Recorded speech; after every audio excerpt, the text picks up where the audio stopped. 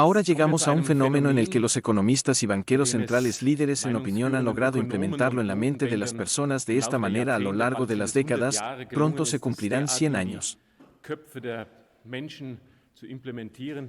Que, estoy convencido, uno le preguntaría a 100 personas, fuera de esta sala, por supuesto, 100 personas preguntan si necesitamos precios estables, sí o no. 99 probablemente responderían que sí, de lo contrario vendrá el malvado espectro de la deflación. En realidad, deberíamos haber vuelto a llamar a esta conferencia desencanto, pero ya lo hicimos ayer con los bienes públicos, por lo que no queríamos volver a hacerlo, de lo contrario, Guido Hülsmann saldrá aquí como un desencanto al final. A este respecto, el profesor Dr. Jörg Guido Hülsmann, monetarismo, el ideal equivocado, precios estables.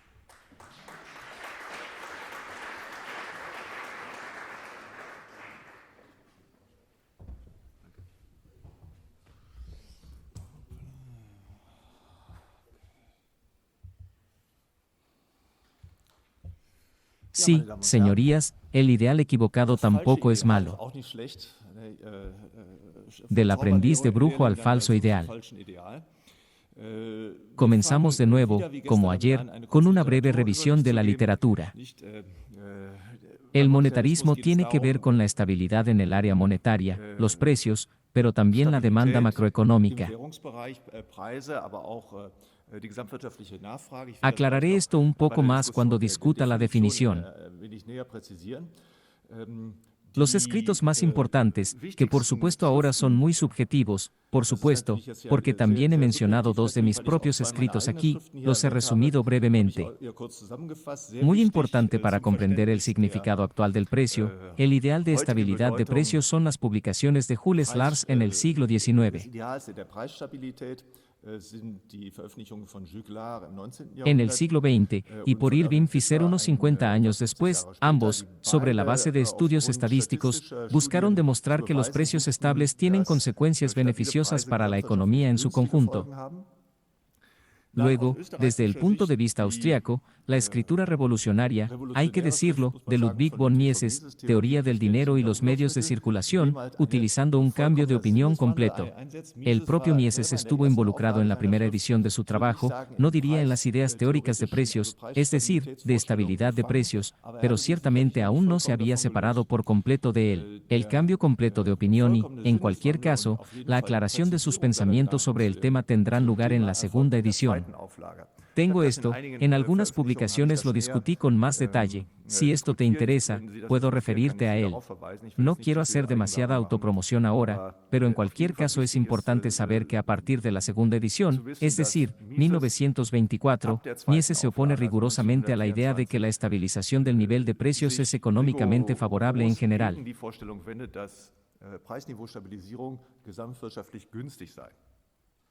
Y también ha defendido esto en todos los escritos posteriores, incluida la acción humana, la economía nacional, etc. Entonces, un ensayo importante, que no está necesariamente escrito desde un punto de vista austriaco, pero que definitivamente es útil, al que volveremos, es el de James Buchanan sobre la previsibilidad como criterio de constitución monetaria, por lo que la previsibilidad es un criterio para la constitución monetaria. Y luego dos de mis propios escritos, ya lo indicaron, en los que trato las preguntas de cuán importantes están relacionadas con cuán importante es ahora esta estabilización del nivel de precios de la disputa.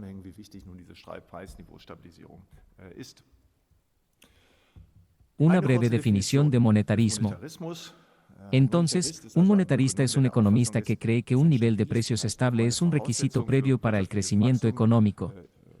Eso no tiene sentido, es un error de imprenta, debido a que comencé de manera diferente, cambié mi oración aún más, y que el Estado debe estabilizar el nivel de precios a través de intervenciones apropiadas. Luego hay algunas variantes del monetarismo, variantes de inspiración keynesiana, es decir, el monetarismo original, el de finales del siglo XIX. De principios del siglo XX, de principios del XX, la primera mitad del siglo XX se centró completamente en la estabilidad de precios, y esta tradición también continuó en el periodo de la posguerra. En tiempos más recientes, los economistas de inspiración keynesiana también han encontrado su alegría en esto, pero luego lo han modificado ligeramente, así que ya no debería, el nivel de precios debería estabilizarse, sino la tasa de aumento de los precios, ¿verdad? Por lo tanto, la tasa de inflación de precios debería estabilizarse. Entonces, si los precios suben un 2% cada año, eso también es estabilidad del nivel de precios. Entonces también debe reconciliarse con las ideas monetaristas, o incluso un crecimiento estable de la inflación de precios. Este es el último, que aún no se ha generalizado tanto. Estos son los economistas más jóvenes que están en la cima, por lo que dicen que la tasa de inflación de precios debería cambiar en un factor constante. Entonces, este año el 1%, el próximo año el 2%, el próximo año el 3%, el próximo año el 4%. Esto también es estabilización de precios. También hay otra variante, es la del nuevo monetarismo. Como resultado, no son los precios los que deben estabilizarse, sino la demanda económica general. Por lo tanto, las autoridades monetarias deberían intervenir de tal manera que el volumen total de gastos monetarios se estabilice dentro de un año calendario, por ejemplo. Así que todas estas son variantes de una de las mismas ideas. Entonces, esto es para estabilizar las variables monetarias, la oferta monetaria, los precios, el volumen de dinero gastado, y esto es para tener un impacto favorable en la economía en general. Bueno, podemos clasificar esta idea en la historia intelectual como una variante de la doctrina bancaria, que se desarrolló en el siglo XIX. Se originó en el siglo XX, en la disputa entre la escuela bancaria y la escuela monetaria. Así que estas son doctrinas modernas. También hay precursores que fueron un poco más simples desde un punto de vista técnico. En lo que respecta al razonamiento económico, se pueden encontrar pensamientos similares, por ejemplo, en Thomas von der Queen, pero en realidad solo insinúa esto, lo dice así: idealmente, deberíamos tener precios estables. Y también en el neoescolasticismo había una industria de la escuela de Salamanca, que argumentaba de esta manera, lo que por lo tanto significaba que este tipo de estabilización era favorable.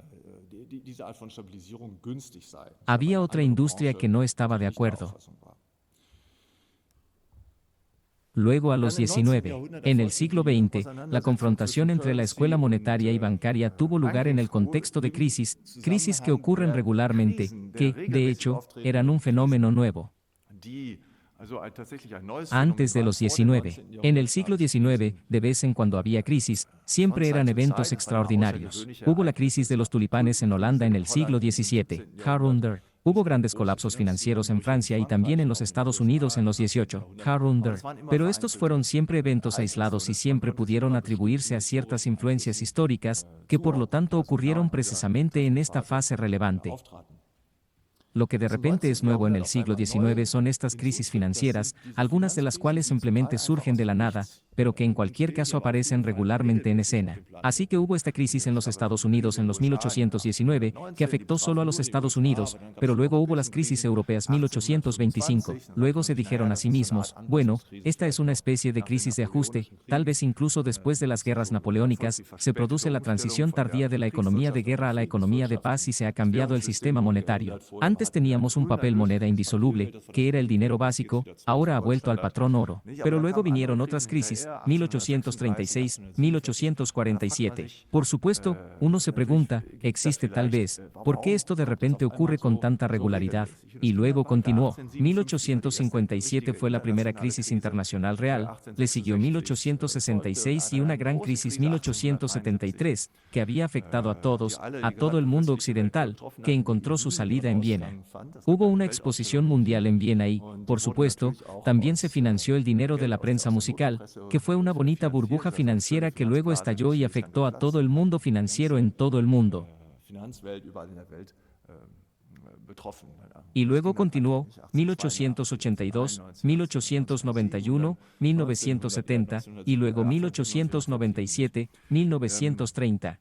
Así que definitivamente actuaron. La pregunta era, ¿qué explica esta recurrencia de crisis? ¿Cuáles son las causas? Y ese fue solo el trasfondo entre el debate entre la escuela monetaria y la escuela bancaria. la escuela de la moneda, tomó su punto de partida en los escritos de los economistas clásicos, especialmente aquellos economistas clásicos que se habían ocupado más de los problemas de la economía monetaria. Estos eran David Ricardo por un lado y Jean-Baptiste de Saint por el otro. El mismo Adam Smith había tratado con el dinero muy escasamente. Hay un pequeño capítulo sobre el dinero en la prosperidad de las naciones, pero para Smith opinaba que el dinero no tiene una influencia particular en la prosperidad de las naciones en este momento. Esto es simplemente un medio de intercambio, pero no una causa de la prosperidad de las naciones. Por lo tanto, ha tratado todas las cuestiones relativas a las consecuencias del cambio de la demanda de dinero, la oferta de dinero, las ha tratado un poco descuidadas. Tan diferente es Jean-Baptiste C. diferente es David Ricardo. Y lo que encontramos en estos escritores, en particular en Jean-Baptiste C., es una hermosa teoría de la crisis, que se reduce a argumentar que las crisis financieras surgen de crisis de liquidez en el sistema bancario. Entonces, en el XIX, en el siglo XX, al igual que hoy, alguien que no entiende mucho de economía por sí mismo, que simplemente observa lo que está sucediendo, no puede ignorar el hecho de que todas estas crisis tienen su origen en el sistema bancario. Entonces, en cualquier caso, un semillero de crisis en el aparato bancario. Entonces, ¿qué explica esto? Jean-Baptiste de Sert argumentó que ¿qué hacen los bancos? Los bancos crean dinero de la nada, sustitutos del dinero, más precisamente, si usas el vocabulario de Ludwig von Mises, crean derechos para cobrar dinero básico, crean billetes de banco. Y al hacerlo, debido a que estos billetes no están cubiertos al 100% por dinero básico, no están cubiertos al 100% por oro o plata que el banco en cuestión guarda en sus bóvedas, el banco se está exponiendo a un problema de liquidez. Ella presta dinero, que por lo tanto genera de la nada, durante 3 años, durante 7 años, de todos modos, pero ella, por otro lado, lo presta. El dinero que presta son billetes que se pueden canjear en cualquier momento, en principio en oro, y no tiene la cantidad de oro ni la cantidad de plata en sus bóvedas para poder cumplir con todos los requisitos de solución a los que se expone.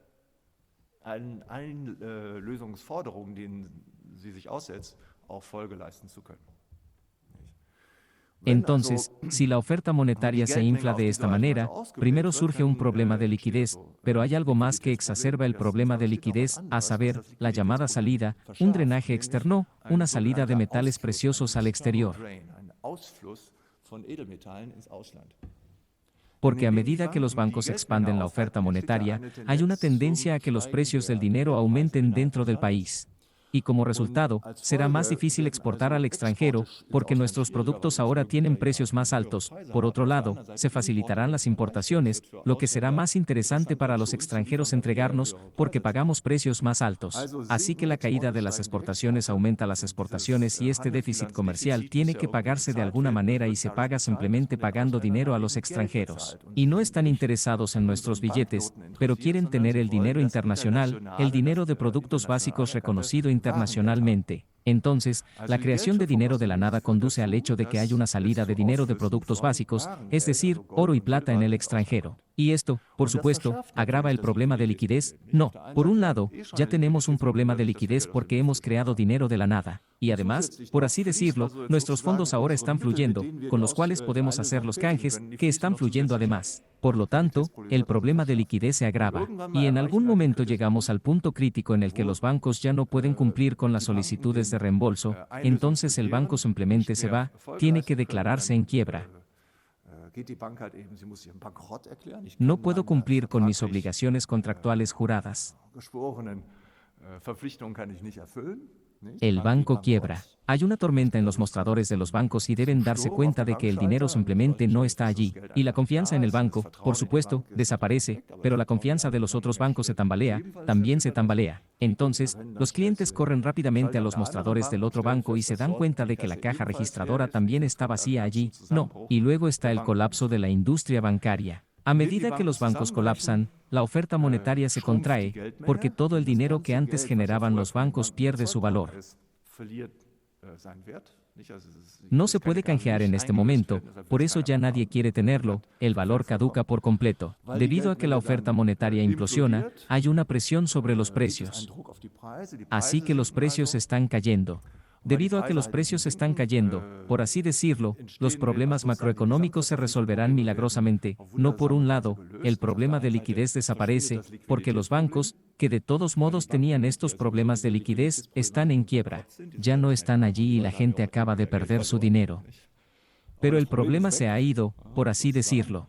Y, por otro lado, debido a la caída de los precios, los bienes ahora vuelven a fluir al extranjero, ¿verdad? Por lo tanto, nuestros productos se están volviendo más interesantes para los extranjeros, y las importaciones a nuestro país se están volviendo menos interesantes para los productores extranjeros. Así que empezamos a exportar y se importa dinero. Entonces, en algún momento, los precios volverán a subir con nosotros y serán similares a los del Foreign Office. Y luego, por supuesto, puede suceder que los bancos comiencen de nuevo. Atrapamos y sacamos dinero de la nada nuevamente, luego la oferta monetaria vuelve a subir, los precios del dinero aumentan, surgen problemas de liquidez, los metales preciosos fluyen al extranjero, nuevamente hay una crisis y así sucesivamente. Un juego triste, pero que acabas de jugar un par de veces. Hasta aquí la declaración de Jean-Baptiste. Y David Ricardo ha proporcionado una teoría muy similar, también elaborada con un poco menos de fuerza que con Jean-Baptiste Say. En base a esto, la escuela monetaria argumentó que el problema se puede ver en la creación de dinero de la nada, ¿verdad? Ese es el problema esencial. La escuela de las monedas argumentó, como David Ricardo y como Jean-Baptiste, con el argumento de que, después de todo, se puede operar la economía con cualquier oferta monetaria. Este es un punto muy fundamental, y este es este punto, esta convicción, que también caracteriza a la escuela austríaca moderna austríaca. Puedes encontrar que en Karl Menger, Bombarberg menciona este punto, pero no lo elaboraron adecuadamente. El que realmente lo resolvió correctamente es Ludwig von Mises y sus estudiantes y aquellos a quienes inspiró. Así que hoy, incluso con los economistas que se encuentran aquí en la lista de discursos, este es solo un punto muy importante que nos une, no la idea de que una economía puede operar en última instancia con cualquier oferta monetaria. No es necesario aumentar la oferta monetaria para permitir el crecimiento económico. Un punto muy importante. Y debido a que la economía puede operar con cualquier cantidad de dinero, no es necesario crear dinero de la nada. La creación de dinero de la nada trae ventajas económicas individuales para el banco. Para el banco, que extrae el dinero de la nada, es una fuente de ingresos. Crea dinero de la nada, otorga préstamos y los clientes devuelven estos préstamos y un interés además de eso. Este es un ingreso neto del banco. Y, por supuesto, también para los clientes del banco, para los clientes bancarios individuales, esto también es una ventaja. Una empresa que recibe un préstamo creado de la nada puede, por supuesto, contratar a más personas, puede construir o alquilar mayores ganancias comerciales, puede mejorar o aumentar su producción, todo esto es posible.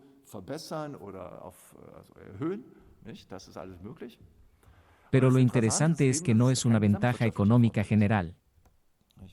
Porque una empresa que aumenta su alcance comercial, por así decirlo, por supuesto, solo puede hacerlo con los recursos disponibles. Si una empresa obtiene préstamos adicionales de la nada, es decir, no provienen de ahorros, sino solo a través de los cuales el banco crea dinero, entonces puede contratar personas. Pero, por supuesto, estas personas habrían hecho algo si el préstamo no hubiera estado allí, o bien habrían trabajado para otra empresa, a precios más bajos, con salarios más bajos, o se habrían quedado en casa, trabajando en un jardín. Habrían hecho algo.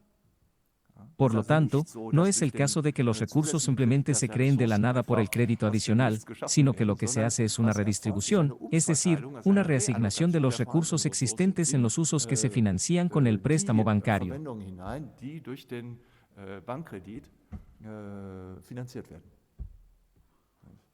Lo mismo tampoco se aplica a otros usos, por lo que si una familia solicita un préstamo de un banco que se crea de la nada, por supuesto, esto es ciertamente beneficioso para la familia en cuestión.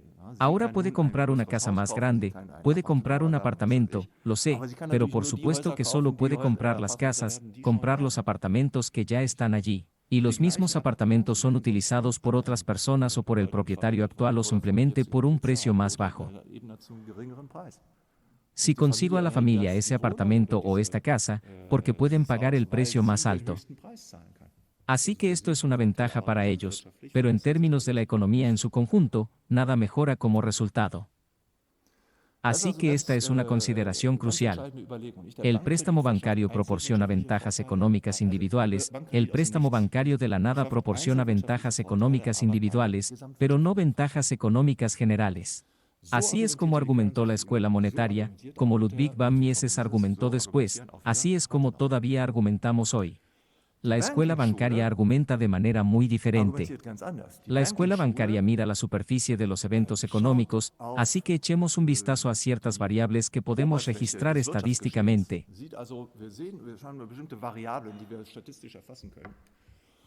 Vemos que hay una conexión entre home y bust, es decir, boom y bust.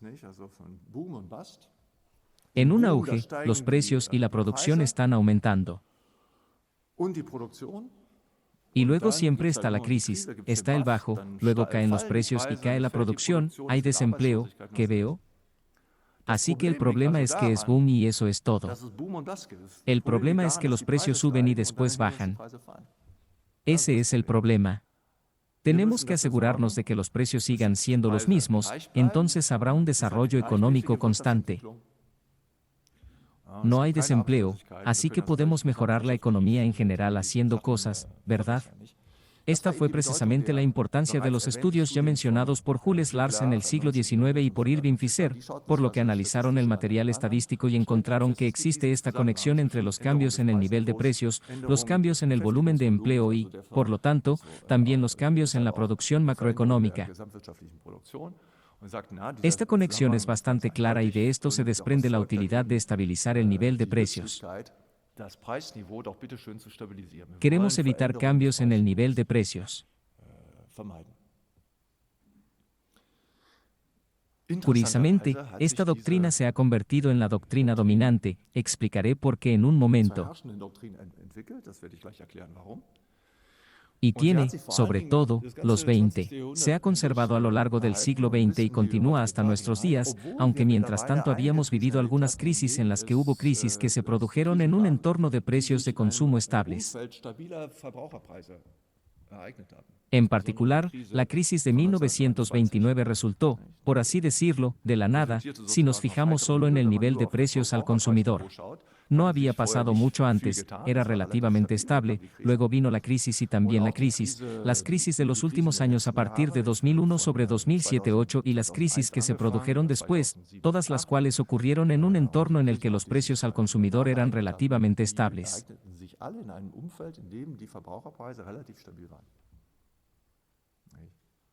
La escuela bancaria definitivamente está mirando este material numérico que tenían en los años 19. Harunder, usted ha dicho que no tenemos esta interacción entre el empleo y los cambios en el nivel de precios y que debemos trabajar para garantizar que el nivel de precios se mantenga estable.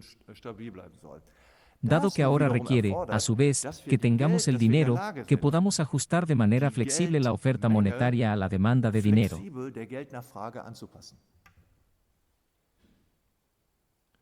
Si la demanda de dinero aumenta, entonces hay una tendencia a que el precio del dinero caiga.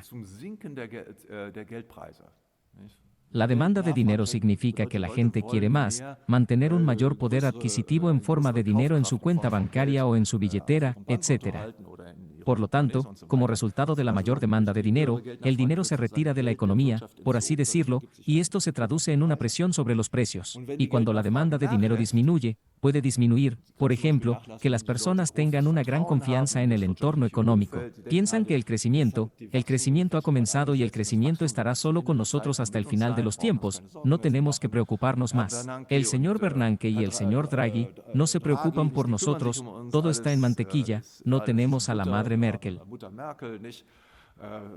Entonces, si no necesita hacer provisión de liquidez, la demanda de dinero disminuirá y, como resultado, circulará más dinero, por así decirlo, los precios subirán. Para evitar esto, por lo tanto, es necesario que la oferta monetaria reaccione de manera flexible a ella. Si la demanda de dinero disminuye, entonces se debe poner en circulación menos dinero. Si la demanda de dinero aumenta, se debe poner más dinero en circulación, para garantizar que la demanda de dinero no influya en el nivel de precios. Bueno, una adaptación tan flexible presupone que alguien puede expandir de manera flexible la oferta monetaria y también restringirla de manera flexible nuevamente. Entonces, esto da como resultado una justificación de la práctica de la creación de dinero ex nihilo por parte de los bancos comerciales. Este es el primer punto fundamental. Pero más allá de eso, es bueno que tengas a los bancos comerciales allí y que puedan crear mucho dinero, pero en algún momento te toparás con límites, porque, por supuesto, los bancos comerciales siempre tienen siempre el problema de liquidez. Siempre estamos obligados a canjear el dinero básico creado por usted. Por lo tanto, si la oferta monetaria básica solo crece de manera imperfecta, entonces tampoco se puede expandir la oferta monetaria indefinidamente para poder satisfacer una demanda creciente de dinero. Y una creciente demanda de dinero, por ejemplo, es una consecuencia típica del crecimiento económico. Si el crecimiento económico está aumentando, entonces una forma en que las personas que tienen sus activos en el mercado es el dinero. Y también hay más, la demanda de dinero también está aumentando porque hay más intercambio. Es bastante normal que en una economía adulta la demanda de dinero aumente. Y allí solo interfieres en las fronteras, si no puedes expandir la oferta monetaria en ninguna medida. Esto significa que no solo existe una justificación para la creación de dinero por parte de los bancos comerciales, sino también una justificación para la abolición del dinero de las mercancías, es decir, el oro y la plata, y la sustitución del dinero de las mercancías por dinero simbólico, es decir, por tipos de dinero intangibles, como el papel moneda puro o una moneda de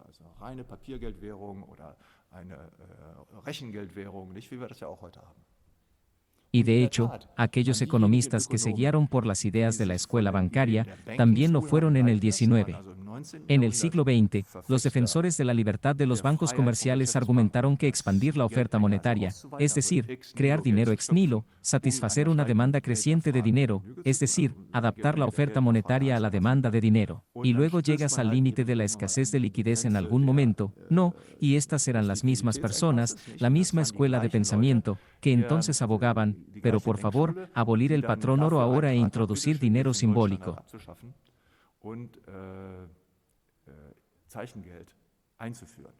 Este es el mismo pensamiento, muy coherente. Entonces, si comparte el punto de partida y el diagnóstico del problema de la escuela bancaria, automáticamente llega a las conclusiones prácticas. Y los grandes intercesores del dinero de la señal al principio de los 20. A principios del siglo XX, también lo fueron Keynes, pero también en el continente europeo Gustav Cassel, que hoy está un poco olvidado, pero fue muy influyente en ese momento, y en Estados Unidos Irving Fisher. Los sospechosos de siempre. ¿Por qué es la escuela bancaria ahora? ¿Por qué se ha vuelto tan influyente? ¿Por qué se convirtió en la doctrina dominante? ¿Por qué sus puntos de vista se convirtieron en la doctrina dominante? Bueno, esto se debió al hecho de que la escuela monetaria celebró por primera vez un triunfo a corto plazo, pero hizo cumplir sus principios de manera imperfecta o deficiente. Así que la escuela monetaria había ganado el debate, hay que decirlo, la disputa en la primera mitad del XIX. Harunders. Y así llegaron a implementar su idea de reforma monetaria en la Ley de Estatutos Bancarios del año 1844, Gran Bretaña. Y así, la reforma monetaria tenía como objetivo hacer imposible la creación de dinero por parte de los bancos. Para ello, se concedió al Banco de Inglaterra el monopolio de la producción de billetes y, por lo tanto, los bancos comerciales ya no podían emitir billetes.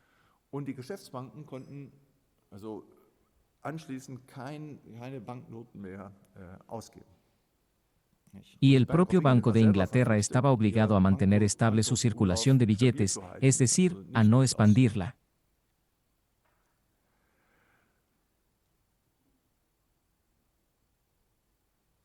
El error de la reforma se debió al hecho de que la escuela monetaria hizo una concepción demasiado estrecha de lo que realmente significa el dinero.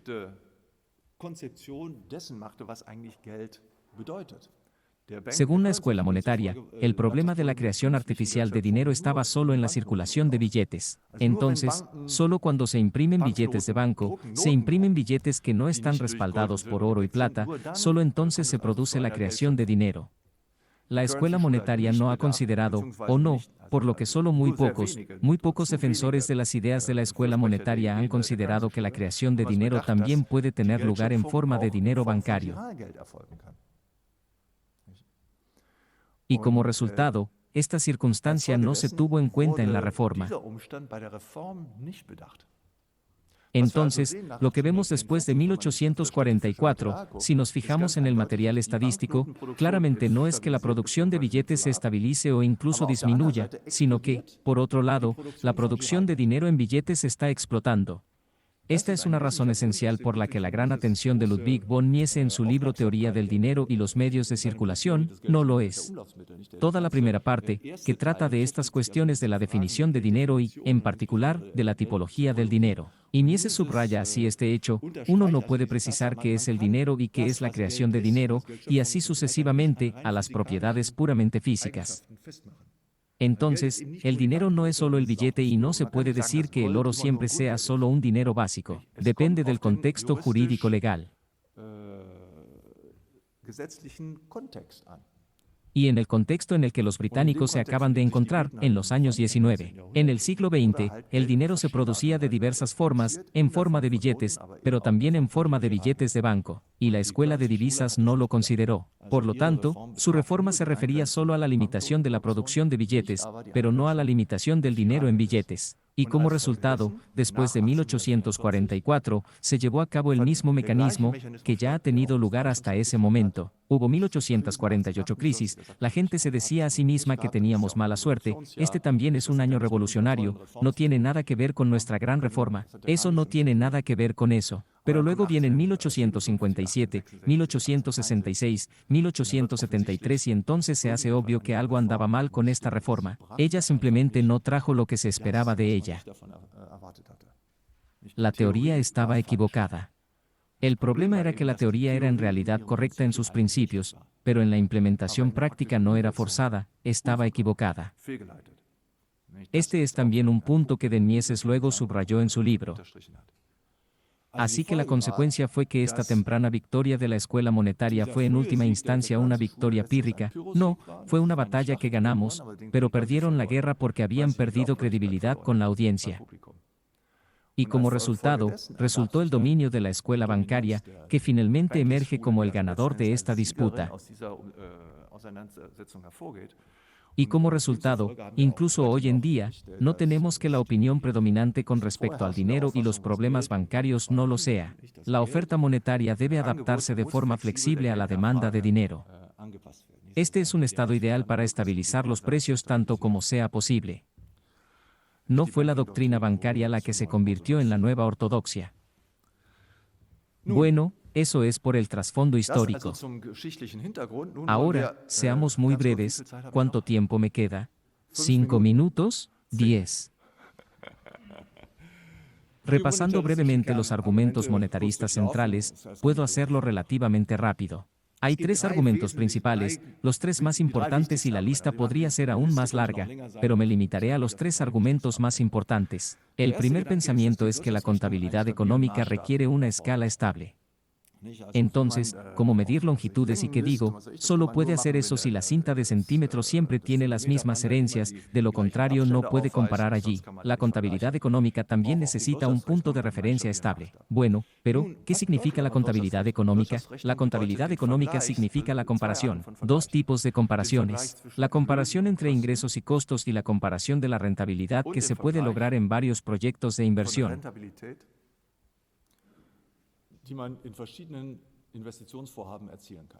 Entonces, puedo comparar los costos con mis ingresos y puedo decir que está bien, los ingresos son más altos que los costos o más bajos que los costos. Esto es, después de todo, la comparación por cálculo económico es, después de todo, eso. Mis ingresos son más altos que mis gastos. ¿Necesito un criterio de valor estable para esto? Realmente no lo necesito, porque la comparación que hago se hace en unidades monetarias. Si el poder adquisitivo de esta unidad monetaria aumenta o disminuye es una consideración secundaria.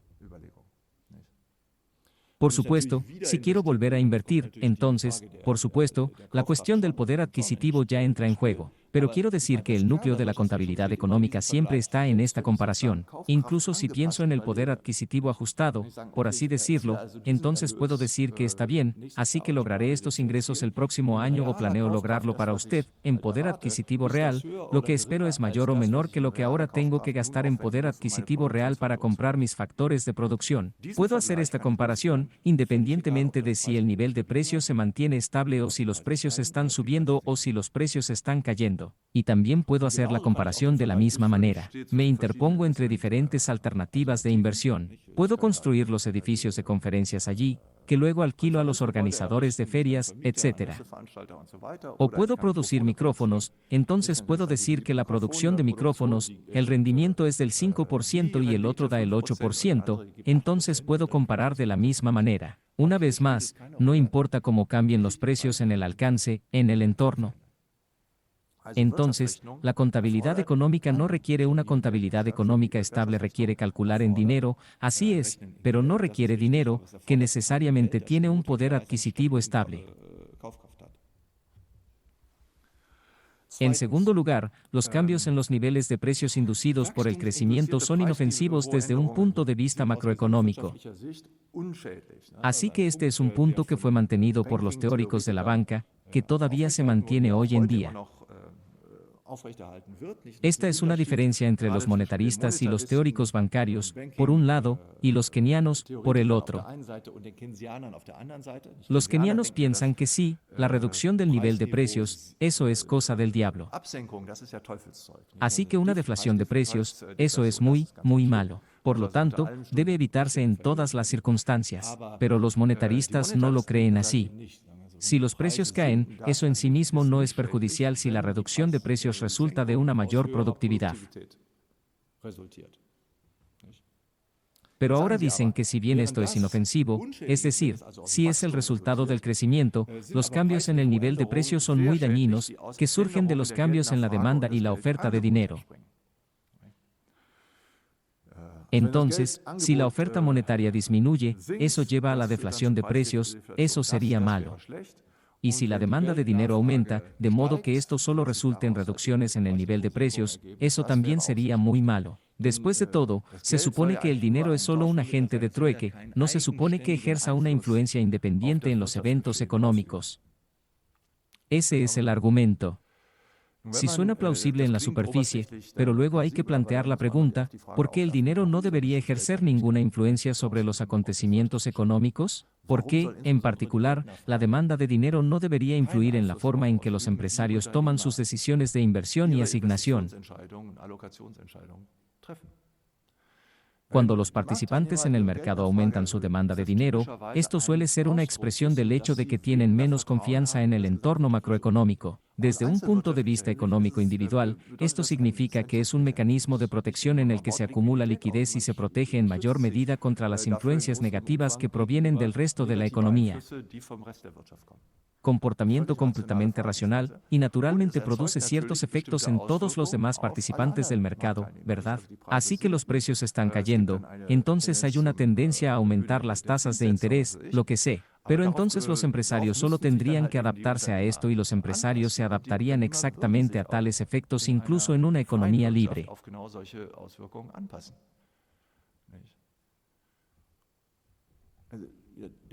El problema de este argumento radica en el hecho de que, por así decirlo, se supone a priori que es malo que el dinero, o más bien la demanda de dinero, ejerza una influencia independiente en las relaciones de producción industrial. Pero este punto de vista en sí mismo no tiene justificación económica. La economía en general siempre se adapta a las necesidades de los consumidores. Si los consumidores tienen una mayor necesidad de protección y quieren conservar más dinero como resultado, esto se traduce en necesidades de adaptación para el resto de la economía. Pero, en principio, esto no es diferente de los cambios que ocurren cuando las personas de repente comienzan a comprar más lámparas y menos alfombras. En este caso, también, la economía tiene que adaptarse. No se puede decir que sea bueno si la gente decide tener más lámparas lámparas y quiere tener menos alfombras. Está bien, ¿no? Pero si quieres tener más dinero ahora y gastar menos dinero en ello, no está bien, no puedes hacer eso. ¿Por qué no? Si queremos tener una economía en la que los participantes del mercado, cada ciudadano individual, en última instancia, sus necesidades deben ser tenidas en cuenta por las empresas y nosotros y las decisiones de inversión deben tomarse, entonces también debemos decir B y decir sí, entonces la economía debe permitirse adaptarse a los cambios que surgen de los cambios en la demanda de dinero. Entonces, el argumento presentado aquí por los teóricos bancarios es un argumento puro, diré a priori en un mal sentido, no es así, a priori, en el sentido de que esto realmente cae del cielo, no tiene justificación de naturaleza económica. El tercer argumento es que estabilizar el nivel de precios puede reducir la prima de riesgo en el precio del capital. No porque Sajonia, el riesgo de mercado se reduzca, aprenderemos más sobre esto más adelante. Y si el riesgo de mercado se reduce, entonces el componente de riesgo en la tasa de interés se reduce. Por lo tanto, es posible que las empresas paguen precios de factores más altos, por lo que los ingresos laborales pueden aumentar, la remuneración de los proveedores puede aumentar, pero también se refleja en activos más altos, por lo que contiene para todos los participantes posibles del mercado. Estas son grandes ventajas no solo para los bancos, etc., sino para muchos otros participantes del mercado y, en particular, existe una menor necesidad de medidas preventivas. Así que puedes permitirte tener menos. Si las fluctuaciones de precios fueran mayores, sí, entonces tendría que tomar más provisiones para riesgos. Tendría que tener una mayor demanda de dinero. Entonces podría hacer ciertos métodos de producción que me hacen completamente dependiente de los demás, no podría hacer más, por lo que no podría hacer relaciones de entrega justo a tiempo.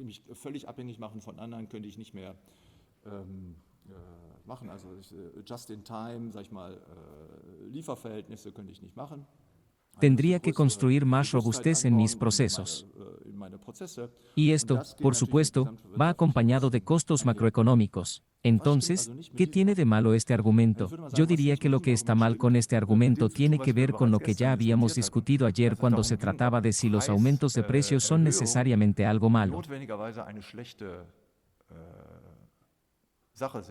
Así que hubo privatización del agua, sería malo que los precios del agua dejaran de subir como resultado de la privatización, y la consideración que acabamos de plantear es que no es necesariamente el caso.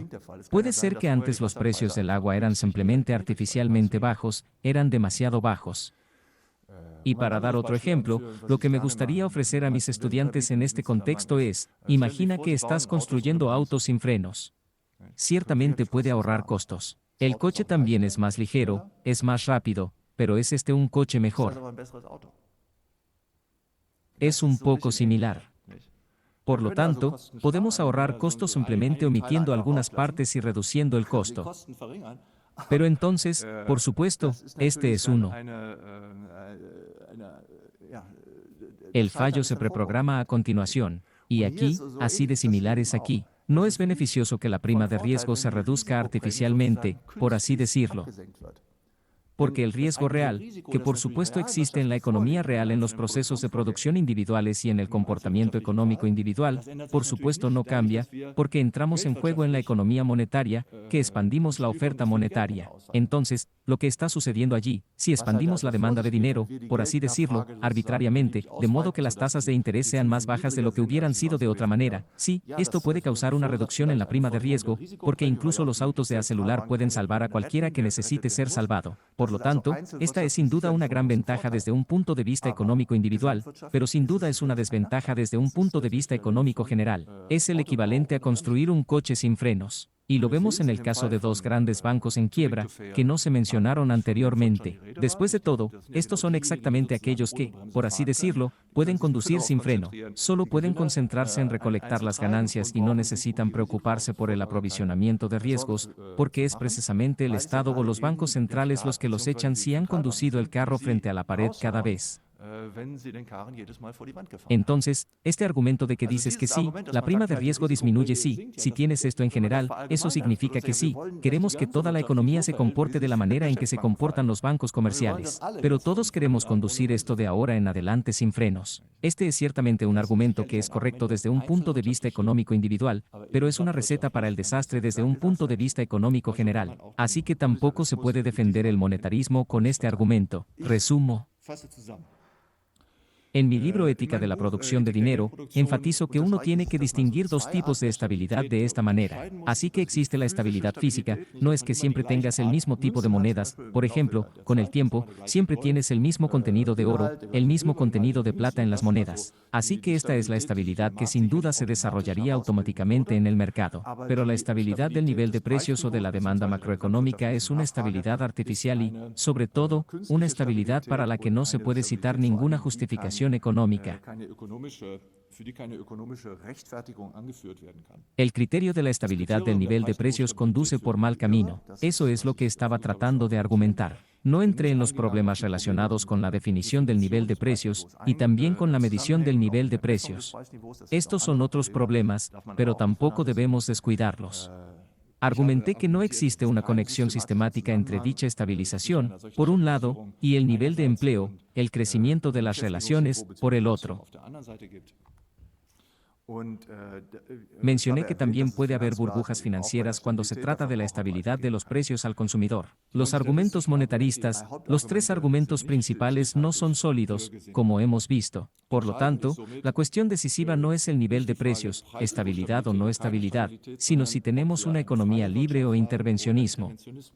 Una economía libre y competitiva o una economía en la que hay intervenciones monetarias, intervencionismo monetario. En una economía libre, habría una elección de medios de intercambio, y en tal contexto, los participantes del mercado necesariamente elegirán los tipos de dinero que sean más favorables desde un punto de vista económico individual. Estos son aquellos tipos de dinero cuyo poder adquisitivo los mantiene seguros o su poder adquisitivo incluso aumenta con el tiempo. Metales preciosos en particular, por supuesto, pero también tal vez bitcoins, algunas cosas en las que está claro desde el principio que la oferta monetaria no se puede expandir arbitrariamente, y a la gente le gustaría el dinero simbólico moderno, que es producido por el Estado o por los bancos centrales y cuya característica principal es precisamente que la oferta monetaria se puede expandir indefinidamente a voluntad y en cualquier momento. Así que, como el diablo, evita el agua bendita. Ese es exactamente el dinero que no quieres. Y entonces, si todas las personas de tales cálculos económicos individuales deciden usar oro y plata, bitcoins y cosas similares, inevitablemente hay una tendencia a la deflación constante de los precios en una economía libre. Esto es muy barato para ahorrar. Es una economía, tales tendencias dirigen la economía a una mayor producción. No es favorable para los mercados financieros, pero es muy favorable para la llamada economía real. No habría estabilidad de la demanda macroeconómica, no habría estabilidad del nivel de precios, pero ciertamente una economía que puede funcionar de manera muy eficiente, en la que, en particular, el cálculo económico puede funcionar precisamente por las razones que mencioné anteriormente, porque el cálculo económico consiste en comparar y no en medir. Gracias por su atención.